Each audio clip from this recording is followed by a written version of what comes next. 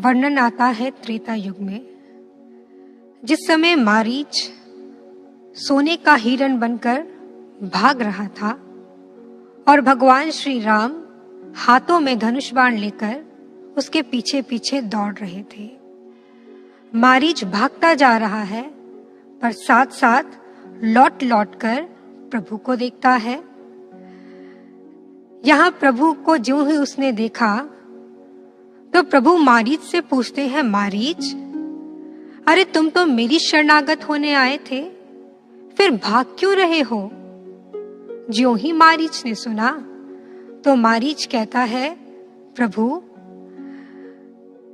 क्योंकि मेरा साहस छूट रहा है। प्रभु ने कहा, ऐसा क्यों? तो यहाँ मारीच कहता है, क्योंकि प्रभु मैंने सुना है कि आपके द्वार पर आपकी शरणागति में निष्कपटता का नियम है। जिनके भीतर कपट नहीं, जिनके भीतर छल नहीं, वो ही आपको प्रिय है। पर प्रभु, जहां मैं अपनी ओर देखता हूं तो मैं तो बेहद कपटी हूं, अवगुणी हूं, आपको पाने योग्य नहीं। इसलिए प्रभु, मैं वापस लौट रहा हूं। प्रभु ने ज्यों ही सुना तो प्रभु मुस्कुराकर कहने लगे, अच्छा, अगर ऐसी बात है तो फिर मुड़ मुड़ कर मुझे क्यों देखते हो? मारीच ने जैसे ही सुना तो कहता है, क्योंकि भगवान, आपके बिना मेरा कोई और है भी तो नहीं। बेशक मैं आपको पाने योग्य नहीं हूं, लेकिन आपके सिवाय मेरा कल्याण और कौन करेगा? कौन मेरा उद्धार करेगा? इस सृष्टि में केवल मात्र आप ही मेरे सहारा हो। हमारी तो आदत है भागने की, लेकिन प्रभु, आप ही तो हो जो सबका कल्याण करते हो। इसीलिए मैं आपसे प्रार्थना करता हूं कि अब देर मत करो, मेरा उद्धार करो भगवान, मेरा उद्धार करो। और ज्यों ही यहाँ प्रभु ने मारीच के ऐसे भावों को सुना तो उसका उद्धार कर दिया। सच है सज्जनों, हर काल, हर समय, हर स्थिति में यदि भक्तों ने प्रभु से कुछ मांगा तो केवल प्रभु की ही मांग करी। उन्होंने प्रभु से यही कहा कि प्रभु, यदि ये जीवन मिले तो इस जीवन में मात्र तुम्हारा ही साथ मिले, तुम्हारी ही शरणागति मिले। बहुत ज्यादा नहीं, बेशक थोड़ा ही सही, लेकिन अपने चरणों में हे भगवान हमें स्थान देना। आपने एक बूंद को देखा है ना? एक बूंद, नन्ही सी बूंद सागर की ओर जाती है सागर में मिलने के लिए। ज्यों ही सागर में जाती है, कितना स्थान लिया होगा? थोड़ा सा। लेकिन ज्यों ही सागर में मिली तो सागर का ही रूप बन जाती है। एक वस्तु जब तक वो किसी कमरे में रहती है, बेशक उसने थोड़ा ही स्थान प्राप्त किया है, कमरे के अंदर है तो कमरे का ही भाग बन जाती है। ठीक इसी तरह एक भक्त भी यदि प्रभु के चरणों में स्थान प्राप्त कर लेता है, फिर प्रभु का ही हो जाता है। वहीं दूसरी ओर जहां भक्त ऐसी श्रेष्ठ कामना प्रभु से करते हैं, ऐसी मांग रखते हैं, तो भगवान भी उसे कभी निराश नहीं करते। भगवान के दरबार का नियम तो अनोखा ही है। हम थोड़ा मांगते हैं और प्रभु कई गुना कर कर हमारी झोली में डाल देता है। ऐसा ही हुआ था वधूका के जीवन में। वधूका नंदी, जिनके गुरु थे आचार्य रामानुजाचार्य जी, एक दिन वधूका के मन में एक प्रश्न आया और उस प्रश्न का समाधान प्राप्त करने के लिए वो अपने गुरु के समक्ष पहुंच गया और गुरुदेव से कहता है, आचार्य, मैं आपसे कुछ पूछना चाहता हूं, पूछ लूं? जैसे ही आचार्य ने सुना तो आचार्य कहते हैं, पूछो। तो यहाँ पर वधूका अपने भावों को गुरु के समक्ष रखते हुए कहता है, गुरुदेव, बताइए ना, क्या आप मुझसे प्रेम करते हैं?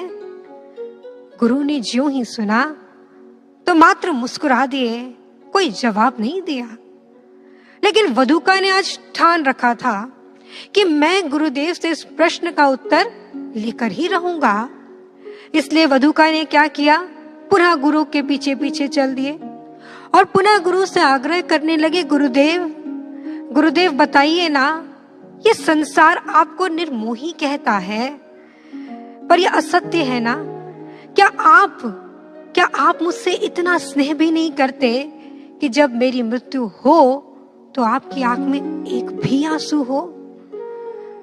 ज्यों ही आचार्य ने इस बात को सुना तो वहीं रुक गए और वधूका को अपने पास बैठाकर उसकी आंखों में झांकते हुए कहते हैं, वधूका, मैं ये तो नहीं जानता कि जब तेरी मृत्यु हो तो मेरी आंख में आंसू हो या नहीं, लेकिन हाँ, मैं ये वादा तुझसे जरूर करता हूं कि जब तक तू जीवित है मेरा हर संभव प्रयास रहेगा, मेरी हर संभव कोशिश रहेगी, जब तक तू जीवित है तेरी आंख में आंसू ना हो। सज्जनों, कितना गहरा है गुरु का प्रेम, हम समझ भी नहीं सकते। तभी तो भक्त कहता है, कतरा मांगा था लेकिन पूरा समंदर ही उड़ेल दिया, 2 पुष्प ही चढ़ाए थे लेकिन हे गुरुदेव, तूने तो मेरा जीवन ही महका दिया। 2 आंसू ही भेंट चढ़ाए थे लेकिन तूने तो मेरे जीवन के समस्त आंसुओं को समाप्त कर दिया। ऐसे होते हैं गुरुदेव। ऐसे ही एक बार गुरुदेव सर्वश्री आशुतोष महाराज श्री के पास एक व्यक्ति पहुंचे और महाराज श्री से आग्रह करने लगे, महाराज श्री, मैं आपके साथ एक दिन बिताना चाहता हूं। ज्यों ही महाराज जी ने सुना तो महाराज श्री ने कहा, एक दिन क्या, मैं तो तुम्हारे साथ पूरा जीवन बिताना चाहता हूं, पूरा जीवन। सदगुरु का प्रेम सज्जनों ऐसा विराट प्रेम होता है, अथाह होता है, जिसका कोई और छोर नहीं होता। इसकी गहराई को आप नाप नहीं सकते, उसमें मात्र देना ही देना होता है। वो सर्वस्व अपने शिष्य पर न्यौछावर कर देता है, लुटा देता है। बस आवश्यकता है कि हम उससे क्या मांगते हैं। ये लेना और जो देना है, इन दोनों के बीच में मांग बहुत महत्वपूर्ण है कि हम अपने आराध्य से मांगते क्या है, उसके सामने क्या इच्छा रखते हैं। याद रखना सज्जनों, जिसने उसको मांग लिया उसने सब कुछ पा लिया, फिर उसे संसार में किसी और चीज की आवश्यकता नहीं है।